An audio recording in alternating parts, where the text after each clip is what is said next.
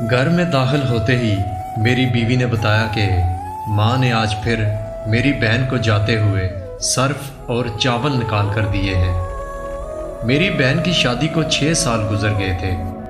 मैं कभी बहन के घर नहीं गया, हत्ता कि ईद पर भी।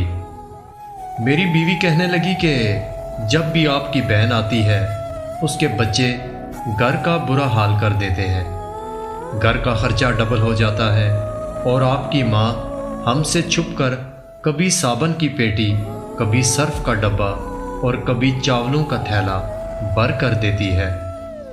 आप अपनी माँ से कहो कि ये हमारा घर है, कोई खैरात सेंटर नहीं।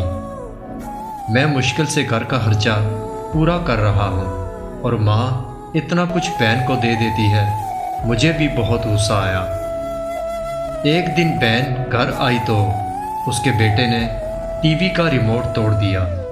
मैंने गुस्से से माँ को कहा, बहन को बोलो कि मेरे घर बस ईद पर आया करें और आप ये जो साबन, सर्फ और चावल निकाल कर देती हैं इसको बंद करें। माँ खामोश रही लेकिन बहन ने सारी बातें सुन ली थी। शाम के 4 बज रहे थे कि बहन ने बच्चों को तैयार किया और कहने लगी, भाई मुझे बस स्टॉप पर छोड़ आओ।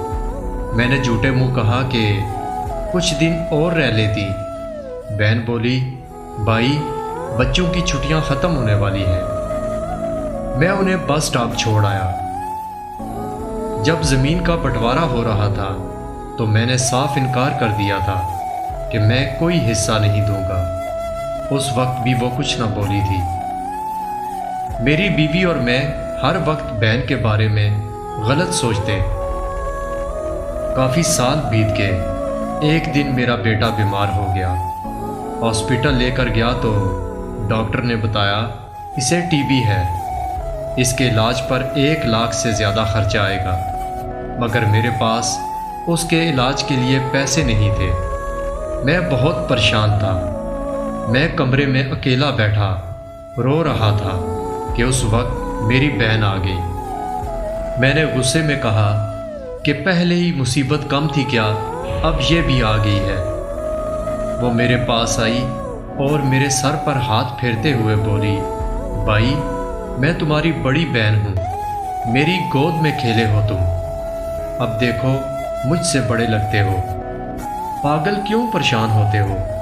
बहन ने अपने पर्स से सोने के कंगन निकाले और मेरे हाथ में रख दिए और आहिस्ता से बोली, बच्चे स्कूल थे, मैंने सोचा दौड़कर भाई से मिलना, ये कंगन बेचकर अपने बेटे का इलाज करवाओ। शक्ल तो देख अपनी क्या हालत बना रखी है।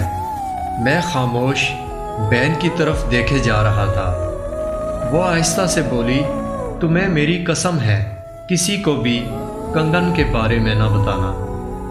मेरे माथे पर बोसा दिया और 1000 रुपया जो 100 और 50 के नोट थे मेरी जेब में डाला।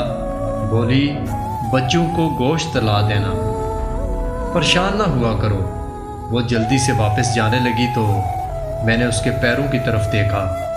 टूटी हुई चप्पल पहने पुराना सा दुपट्टा ओढ़ा हुआ था। वो जब भी आती वही दुपट्टा ओढ़ा होता।